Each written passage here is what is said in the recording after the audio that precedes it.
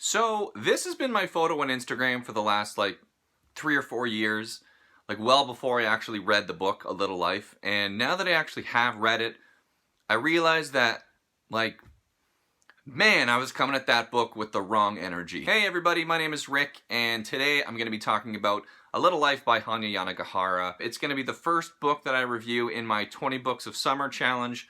If you didn't watch my last video, you can check that out if you want to learn more about it. But the nuts and bolts of it is that you pick 20 books of your choosing and read them and review them between June 3rd and September 3rd. And it turns out I'm a little bit of a masochist because I chose A Little Life as my first book this summer.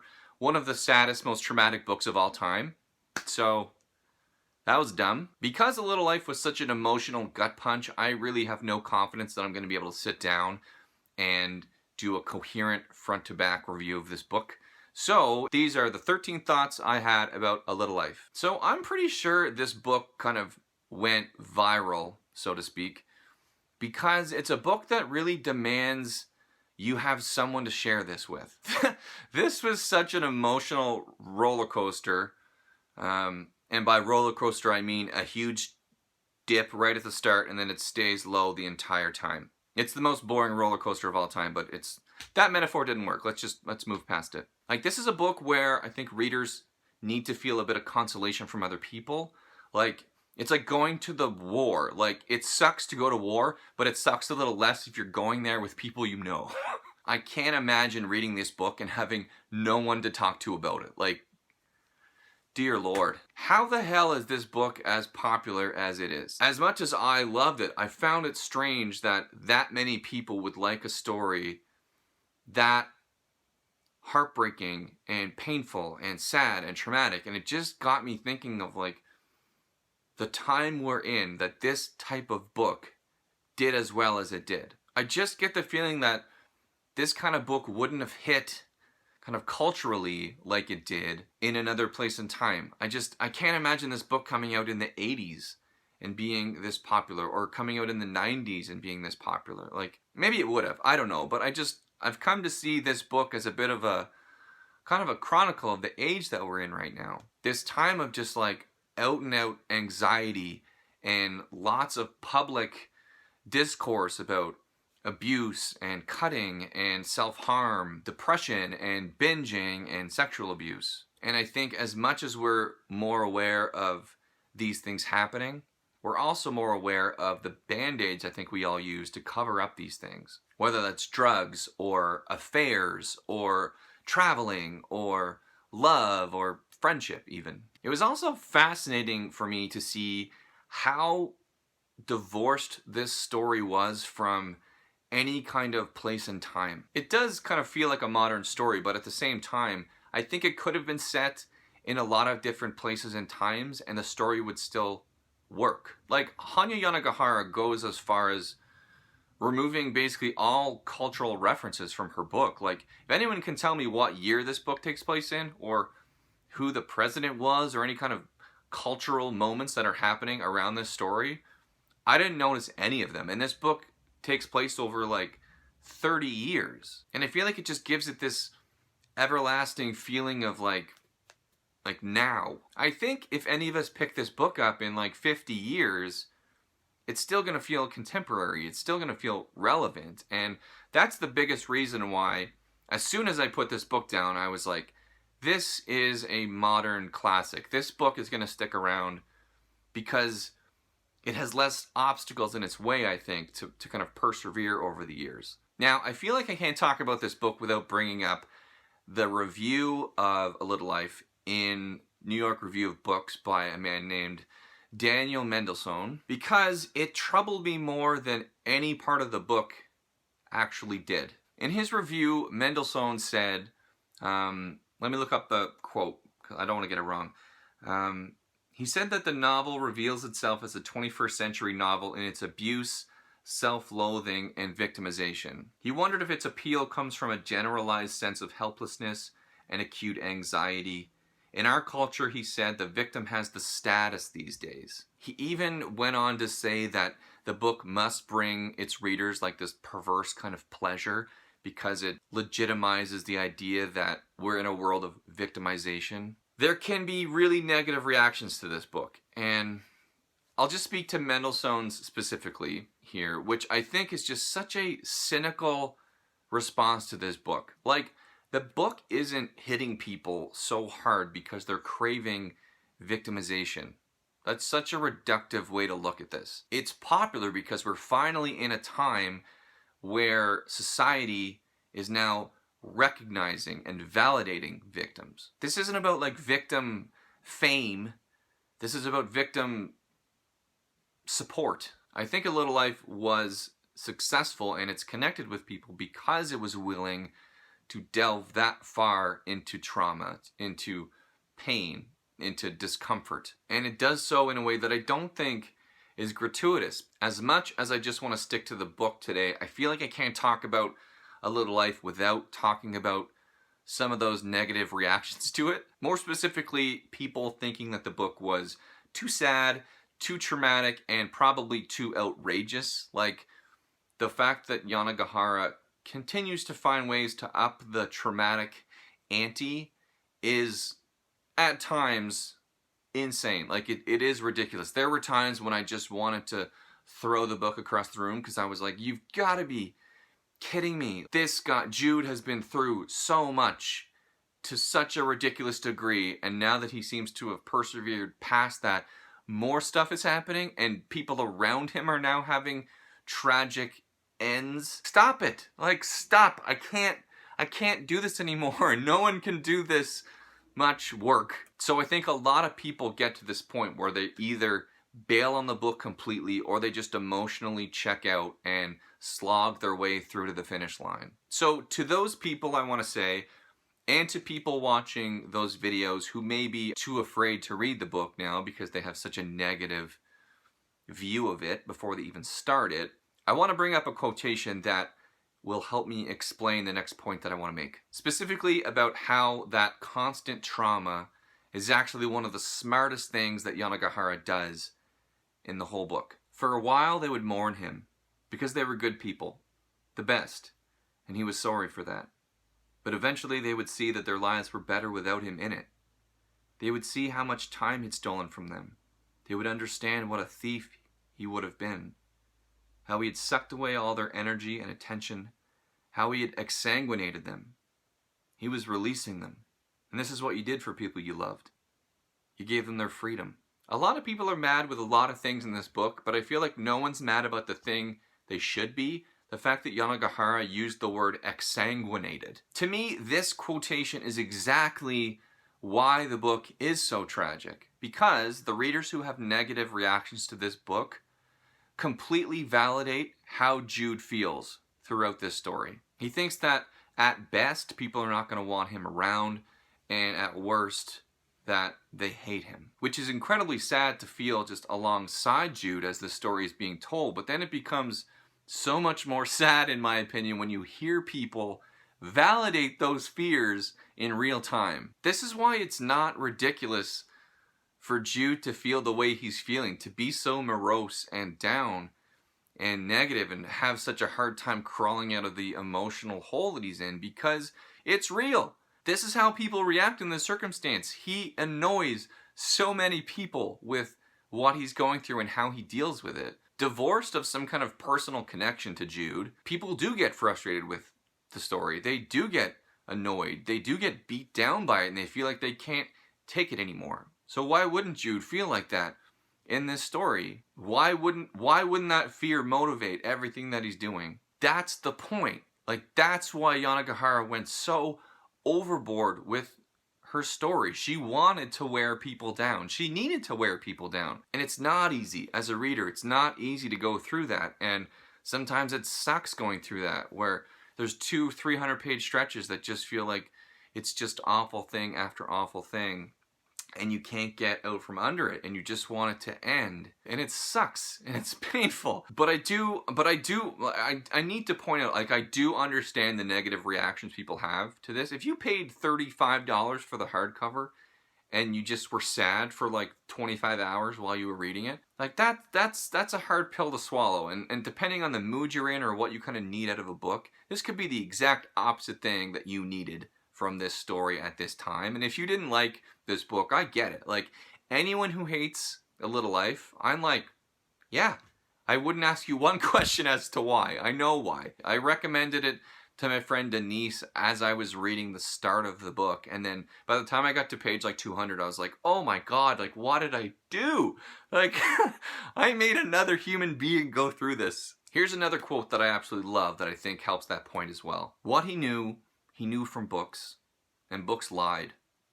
They made things prettier. And then I came across this next passage, and I just pulled back and realized, like, there are so many people who live lives this bad.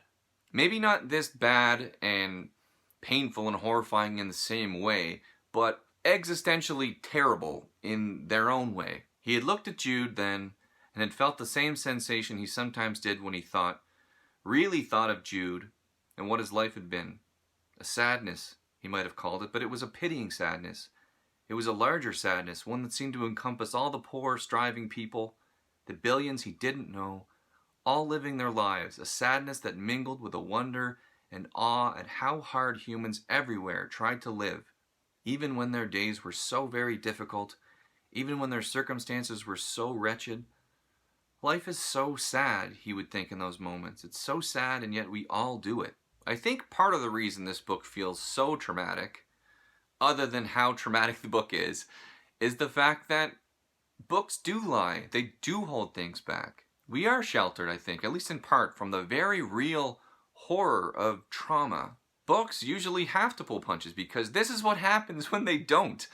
It's really awful, and it's terrifying, and it's cringeworthy, and it makes you cry, and it makes you mad, and it makes you frustrated. It's horrifying. It's too raw. It's too disturbing. And that's the part that I think frustrates me a bit, because there's a lot of people who look at the hardships of this book and chalk that up to a terrible writer. And to me, that mindset is just, that's so nearsighted, in my opinion. Like, as an example, like, how is this bad writing? He will be reminded of how trapped he is. Trapped in a body he hates, with a past he hates, and he will never be able to change either. He will want to cry from frustration and hatred and pain. He will be reminded that he is nothing, a scooped out husk in which the fruit has long since mummified and shrunk, and now rattles uselessly. If you're someone who didn't like this book, maybe you find that melodramatic, but I don't know. I just find anyone who can put this much pain into something that feels and sounds beautiful or poetic, I just feel like that's such a gift as a reader. That's so beautiful to me. But if you hated this book, to say that she's a bad writer is insane. It's completely unfair, and it's ludicrous to me. Like, anybody who writes a book of literary fiction that sells this much and was this kind of popular and has resonated with that many people, that person's not a bad writer. I'm sorry, you just can't. It might not be your cup of tea, but they're not a bad writer. And at this point, I'm realizing that this isn't a review of the book as much as it is a review of the people who maybe didn't like the book. But I started to think, what would people have thought about this book if it was about someone with a more physically presented disease? If this was, say, like an incredibly intimate and drawn-out portrayal of someone dying of ALS, a no-holds-barred, strenuous, disgusting look at what happens to your body and your mind as you literally waste away with this disease, would people allow themselves the same kind of reactions to it? Would people be okay being that negative about it publicly if it was that kind of disease and not something that's more internalized? I don't know that answer, obviously, but I don't know if they would. I just have this gut feeling that I don't think they would be as mad with the book. Because Jude's pain doesn't come from a disease. It's not something with like an established track record and timeline. It feels a little more like Yanagihara is doing this to him. That there were other choices she could have made to deal with this story, and she didn't. She went the worst place almost every time. Just like people's perception of illnesses or traumas that are like physical versus emotional or visible versus invisible. I don't know. It's kind of an unfinished thought. I just kind of wanted to throw that out there. In terms of like anything I would change in the book is that Jude and Willem's relationship becomes a sexual one eventually. And it just kind of bummed me out because I think so many books deal with kind of physical love and so few deal with platonic love on this level, with these kind of stakes, on this kind of grand scale. Like Jude and Willem, it felt like more of a pure relationship before it got physical. But at the same time, the fact that their relationship changed and Jude had to open himself up to Willem and the possibility of like, can I actually have this kind of relationship with the person I love the most in the world and who probably loves me the most in the world? Can I even make it work with that person? So I do see why she went there, and there is a lot of beautiful stuff that comes out of it, but you know, now that I say it out loud, I don't know if I actually would change it. It's kind of an interesting thing to explore, and if she hadn't explored it, maybe the book wouldn't have felt as full as it did. So yeah, I'm probably wrong there. Another thing I hear people complaining about with the book is how it starts with this narrative of the four guys. Like there's Jude, there's Willem, there's Malcolm, there's JB, and it feels like when you start reading the book that it's going to be a story about all four of them, but eventually the story just like narrows down to mostly Jude, but also kind of Willem and Jude. And some people seem to think, and some of them are very prominent booktubers, that this was a failure on Yanagihara's behalf, as if this was a failure to develop some of those other characters. Like JB and Malcolm essentially revert to background characters at a certain point, and people seem to think that this shows a lack of experience or poor writing on Yanagihara's part. And I'm so glad that people brought this up because it lets me talk about something like one of my biggest pet peeves when it comes to people's reaction to storytelling, and that is not every character gets a full arc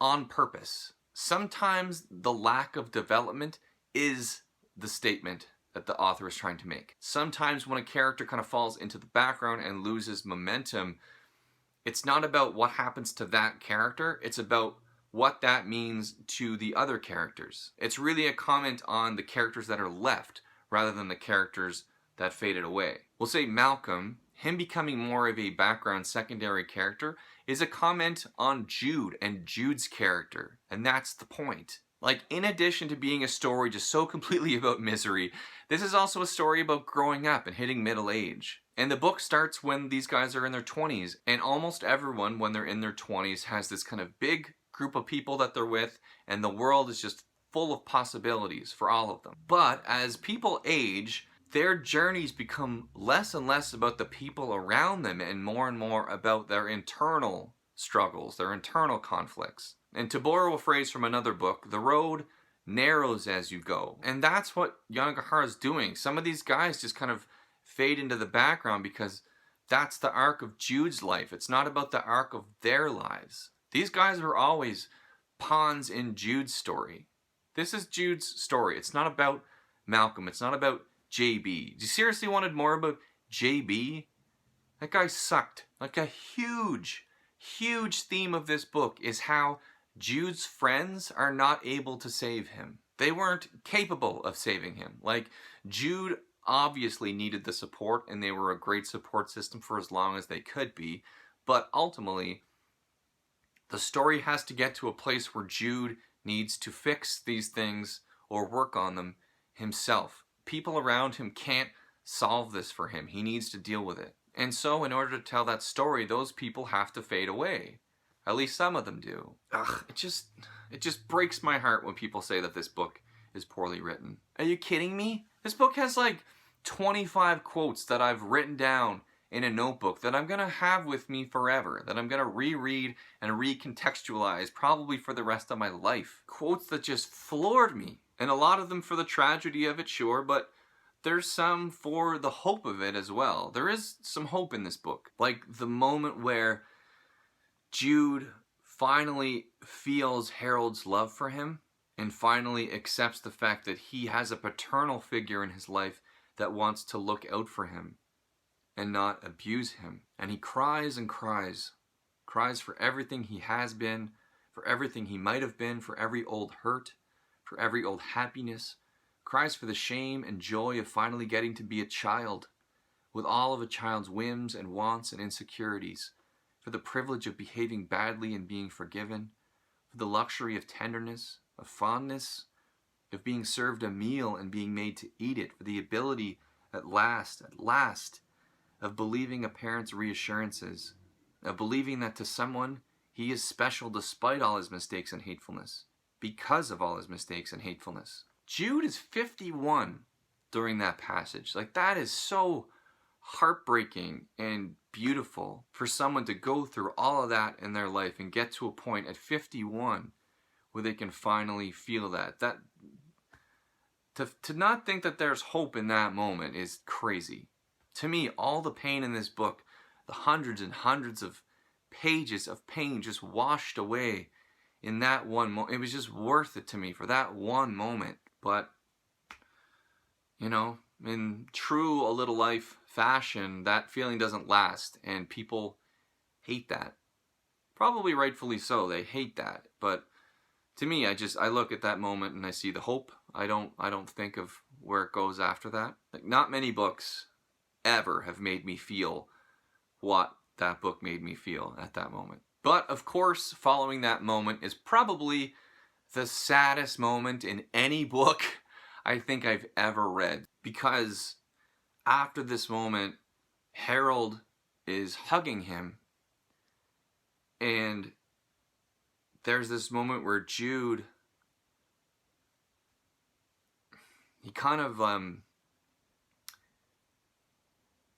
he accepts, just after he accepts the fact that Harold loves him, he resigns himself to the fact that, oh, this might be the point where Harold starts to take advantage of me. Because everybody who ever made him feel like that, made him get that vulnerable, took advantage of him and abused him and raped him.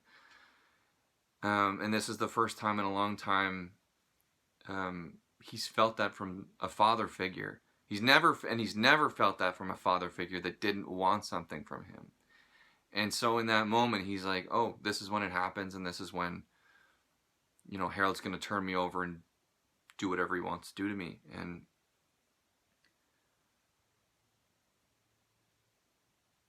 the fact that he just like braces for that abuse from Harold, this person who loves him probably more than anybody, just broke my heart. I couldn't believe she wrote that. But it was like that moment where you get Jude in a way if you don't get Jude by that point, this isn't the story for you. I couldn't imagine the fact that there are people that live like this and who go through this and feel like that and just who can't accept love in any kind of way because of how they've been treated their entire life.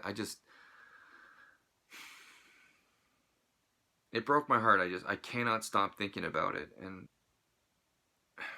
I don't know, it just helped me understand that level of trauma more than anything I've ever heard or read or watched in my entire life, ever. Like, it was incredible. Like, it was just this incredible moment of just sorrow. The more I think about this book and the more I talk about this book, it's so phenomenal to me. And the stuff that was hard about the book, it kind of fades away, and I don't care about it anymore. Like, it just wasn't about that part of it for me. I haven't had this kind of an experience with a book in a really, really long time, and it certainly wasn't a breezy summer beach read by any means, but one of the more impactful, phenomenal books I've read in a while. It's like when you have a disease and then you beat it, you're thankful for what it taught you and how you grew and all these things, but you never want to get that disease again.